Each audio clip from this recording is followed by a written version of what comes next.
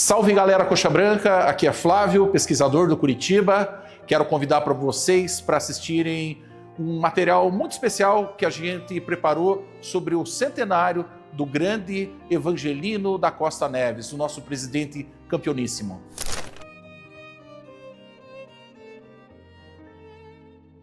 Então, Evangelino da Costa Neves, o campeoníssimo, né? Ele veio de Santos para Curitiba para estabelecer o seu negócio. Ele se associou ao Curitiba, porque o Curitiba era um clube social, clube de parte social muito grande. No ano de 1966, o presidente, na época, convidou ele para fazer parte da diretoria. Ele assumiu uma das vice-presidência, que naquela época chamava de Relações Públicas. Bom, eu sei que o primeiro grande feito que ele fez foi trazer um jogo grande para Curitiba, que era um amistoso interestadual, né? Nós estamos falando de uma época que ainda não existia o Campeonato Brasileiro. Então não tinha essa regularidade do Curitiba enfrentar as grandes forças de Rio e São Paulo, vamos dizer assim. Então ele trouxe o grande time do Brasil no momento, o Palmeiras, trouxe para cá para fazer um amistoso.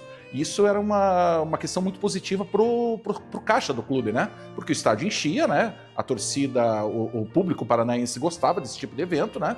Então o estádio enchia e trazia arrecadação para o clube. Então, nesse ponto, Evangelino era muito hábil. Nesse ano, o presidente do Curitiba acabou pedindo uma licença, depois ele acabou renunciando.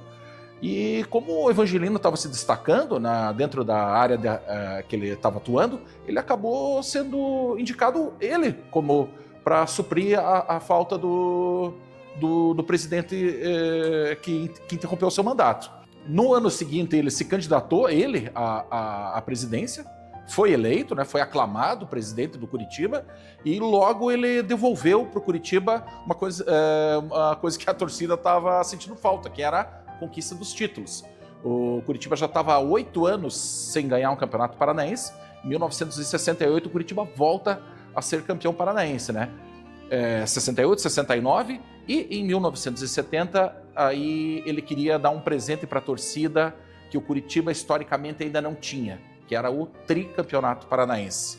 O Curitiba várias vezes ele conseguia o bicampeonato, que era o que estava naquele momento, e ele queria conseguir o tri, que ainda não fazia parte da nossa galeria. O Curitiba teve um jogo que foi jogar na cidade de Paranaguá, não havia condições de se jogar no gramado, tinha chovido demais, o campo estava totalmente alagado, mesmo assim a federação obrigou o Curitiba a jogar. O Curitiba acabou não conseguindo vencer esse jogo, devido às condições do gramado, e acabou deixando escapar, então, o tricampeonato. Naquele momento, a história mostra que o presidente Evangelino teria prometido lá para os seus pares de diretoria que nunca mais ele perderia um campeonato nos bastidores. E foi o que aconteceu.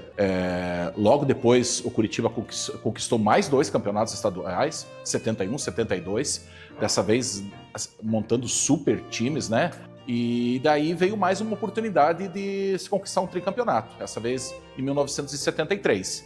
Dessa vez ele não deixou escapar. Fomos campeões, mas fomos campeões assim, com muita vantagem, um campeonato assim, que o Curitiba realmente não encontrou adversários à altura, do começo ao fim, foi campeão assim, até com uma certa vantagem em cima dos rivais. Então, em 73, o Curitiba pôde conquistar o tricampeonato paranaense, que era um sonho da torcida, e também o Torneio do Povo, né? Torneio de relevância nacional na época. Então, nessa época, a torcida do Curitiba vivia em festa permanente, né?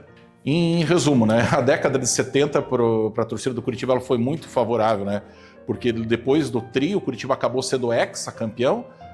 Para resumir, nos 12 primeiros anos de mandato de Evangelino Costa Neves, o Curitiba ganhou 10 campeonatos paranaenses, o Torneio do Povo e ainda o título honorífico Fita Azul na excursão ao exterior em 1972. No final de 1979, o Evangelino ele deixa a presidência do Curitiba.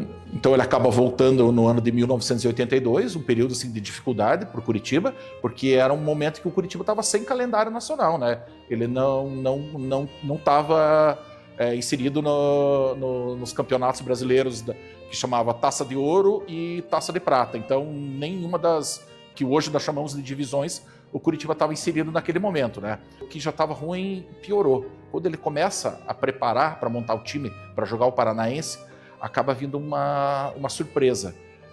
Parece que ele estava lá em Porto Alegre em busca de reforços, para reforçar o time, quando vem a notícia, ele recebe um telefonema. A nossa Marquise, que faz a cobertura do nosso setor social, ela apresentou um problema. Parece que os tirantes de aço que fazem a sustentação do setor, um deles havia se rompido, né? E isso dele acaba voltando para Curitiba sem reforços para ver como fazer para resolver o problema, né? Isso acabou custando muito dinheiro para o Curitiba naquela época, tá? Então o presidente Neves não conseguiu montar um time forte como ele gostaria, né? Teve que ir até, para falar a verdade, jogar aquele campeonato paranaense com a gurizada da categoria de base, tá? Então mais um ano se passou e o Curitiba não conseguiu ser campeão. As alegrias elas vão voltar lá em 85 mesmo, tá? Aí já com os problemas financeiros, acho que ele já tinha colocado a casa em ordem, já estava conseguindo montar um time forte do jeito que ele gostava, né? Já tínhamos o Lela, que era o grande ídolo da torcida, já tínhamos o Índio, o Edson no nosso ataque, os meninos da base, o Vavá, o Tobi se destacando. Ele contratou o Rafael para jogar para ser nosso goleiro, contratou o Heraldo para a zaga, montou aquele super timaço, né, que culminou com a nossa maior conquista de todos os tempos, Campeonato Brasileirão de 1985. Eu acho que era um cara que tinha um carisma muito grande, né?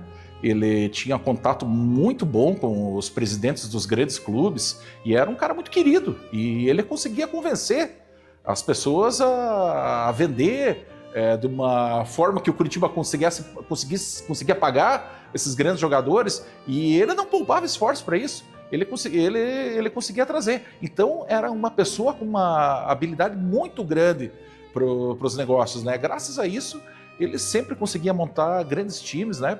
O Curitiba está sempre lá em cima, né? Sempre brigando pelos campeonatos. Talvez seja o grande nome da história do Curitiba, né? Dos nossos 116 anos. Porque uma pessoa que conquistou títulos estaduais, nós estamos falando de uma época que o título estadual era muito importante, porque ali estava a rivalidade doméstica, né? Você ganhar em cima do teu adversário, deixar a tua torcida feliz. Então ele cansou de ganhar campeonatos. Ele ganha o Torneio do Povo, ele ganha o Campeonato Brasileiro e é o responsável nas administrações dele em construir grande parte do estádio Couto Pereira foi construído, foi levantado nas gestões dele. Então, a gente pode dizer que é um dos nomes mais importantes da história do Curitiba, se não for o mais importante. Ele faz parte da nossa história, se não a própria história do Curitiba se completa com o Evangelino. Tem alguma palavra, se cabe a definir Evangelino e Curitiba? Campeoníssimo. É o que ele fez durante a trajetória dele, aqui quando esteve à frente do Curitiba, né? Não deixava por menos, né? Ele dizia que a torcida gostava de taça, gostava de conquista, né? E ele trabalhava para isso. Eram caras que não sossegavam. Enquanto ele não visse o Curitiba campeão, a torcida feliz, eu acho que ele não sossegava. Porque foi o nosso grande presidente, né? O cara que colocou